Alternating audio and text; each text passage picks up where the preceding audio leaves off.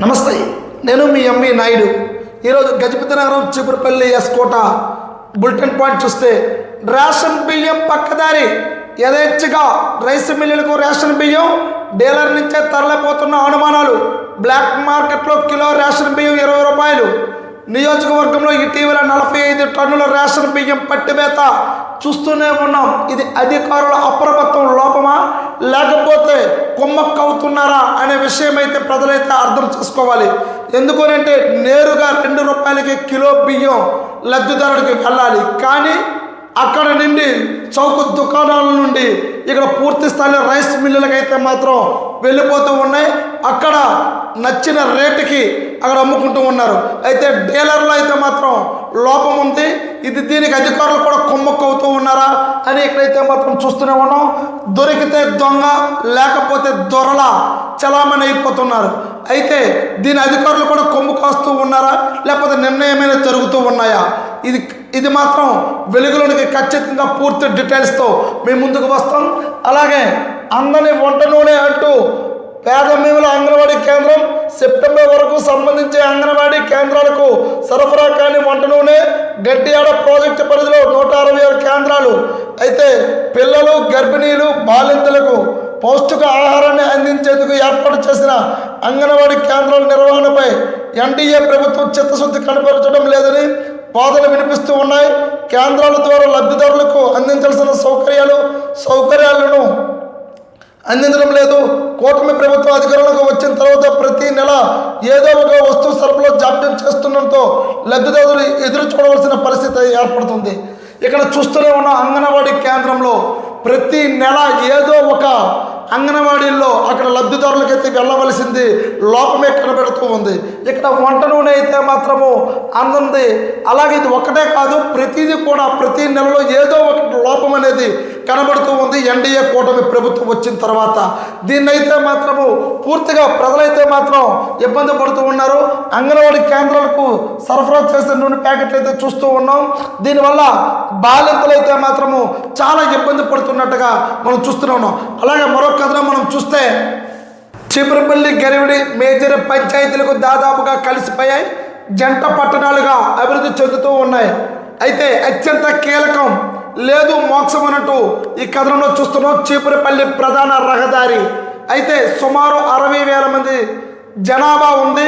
కొత్త revenue division ఏర్పాటైన నేపథ్యంలో పురపాలక సంఘం మారే అవకాశం కూడా ఉంది. కానీ ఈ 2 ప్రధాన రహదారుల విస్తరణ కలగానే మారింది. గత ప్రభుత్వ హయాంలో దాదాపు 5 కోట్లతో ప్రతిపాదన పంపిన నిధులు మంజూరు కాలేదు.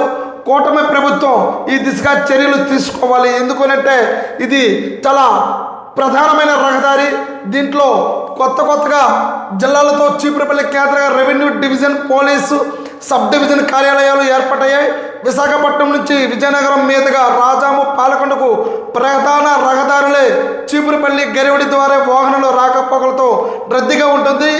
దారి ఇరుగ్గా ఉండడంతో తరచుగా ప్రమాదాలు జరుగుతూ ఉన్నాయి. అయితే ఇది ప్రధానంగా అయితే మాత్రం చీపురుపల్లి, గరివిడి వంతెన అనేది చాలా పటిష్టాత్మకమైన కీలకంగా పనిచేస్తూ ఉంటాయి. ఎందుకనంటే ఇది వైజాగ్ నుండి పాలకొండ ఇక్కడ పూర్తి స్థాయి ఇచ్చాపురం వరకు వెళ్ళాలన్నా సరే ఇది చీపురుపల్లి, విద్యానగరం కూడా గరివిడి అనేది చాలా కీలకంగా మారింది. అయితే రోడ్ల విస్తరణకి మాత్రం రాకపోయేసరికి ప్రజలైతే మాత్రం చాలా ఇబ్బంది పడుతున్న దృశ్యాలు అయితే మనం చూస్తూ ఉన్నాం. నిత్యం ప్రయాణికులు అవస్థలు పడుతూ ఉంటారు. అత్యంత కీలకంగా అనేది ఈ రోడ్డు అనేది చీపురుపల్లి టు గరివిడి అనేది చాలా ప్రధానమైన రహదారిగా గుర్తించాలి. దానికి కావలసిన మరమ్మతులు చేసి దానికి కావలసిన పూర్తివి కూడా మోక్షం కలిగించకపోతే ప్రజలైతే ఇబ్బంది పడే పరిస్థితి అయితే ఉంది. అలాగే ఇది మరో కథనం చూస్తే తాగునీరేనా అనంటూ జనం అవస్థలు మున్సిపల్ అధికారులకు పట్టడం లేదు అంటూ ప్రజల ఆరోగ్యంతో చెలగాటం ఆడుతూ ఉన్నారు అని రాజాం పట్టణంలో 2 రోజుల పాటు నీటి సరఫరా చేయలేకపోయినా అధికారులు 3వ రోజు ఆదివారం కష్టం మీద పునరుద్ధరించి బురద నీరు వచ్చింది. ఇప్పటికే పట్టణంలో జ్వరాలు, ఇతర రోగాలు విజృంభిస్తూ ఉన్నాయి. ఈ కలుషితంతో జలంతో మరిన్ని రోగాలు బారిన పడుతున్నామని స్థానికులు అయితే మాత్రం వాపోతూ ఉన్నారు. అయితే ఇప్పటికే జ్వరాలు పీడిక చేస్తూ ఉన్నప్పుడు చాలా ఇబ్బంది పడుతూ ఉన్నా కనీసం కూడా అధికారులు అనేది ప్రజలు ఏదైతే తాగునీరుకి వెళ్తూ ఉన్నారో ఆ సమస్యలు తీరలేని పరిస్థితులు అయితే మనం ఇక్కడ చూస్తూనే ఉన్నాం. అలాగే శిథిల కాజ్వేతో భయం అంటూ ఈ కథనంలో చూస్తూ ఉన్నాం. అలాగే బాడింగలో ఇదండి కుళాయిల నిర్వహణ అన్నట్టు బాడింగ మండలం ముగడిగి గ్రామంలో వీధి కుళాయిలకు నిర్వహణ అస్తవ్యస్తంగా ఉందండి, మనం చూస్తూనే ఉన్నాం. అయితే నరక యాత్ర అంటూ ఇక్కడ దత్తిరేజ రోడ్డుకు చూస్తూనే ఉన్నాం. ఏది ఏమైనప్పుడు కూడాను చాలా ఇబ్బందికరమైన పరిస్థితులు అయితే మాత్రం ప్రజలు చాలా ఇబ్బంది పడుతూ ఉన్నారు. అలాగే భారీ వర్షం జీవన అస్తవ్యస్తమంటూ ముంపుడికి గురువైన దేవునిపల్లి ఎస్సీ కాలనీ చూస్తూ ఉన్నాం. అయితే ఆదివారం సాయంత్రం భారీ వర్షం కురిసింది. రహదారి వీధులతో వరదతో నిండిపోవడంతో ప్రజలు అవస్థలు పడుతూ ఉన్నారు. అయితే చూస్తూనే ఉన్నాం. అయితే అకాల వర్షాలు, ఒక పక్క పేదరికం, రెండోదేమో పట్టించుకున్న నాదులే లేడు. దీనికి పూర్తిగా ఎవరిని బాధ్యతలని నిందించలేము. అలా అని ప్రశ్నించే గొంతుగా ఉంటే విమర్శిస్తూ ఉంటాం.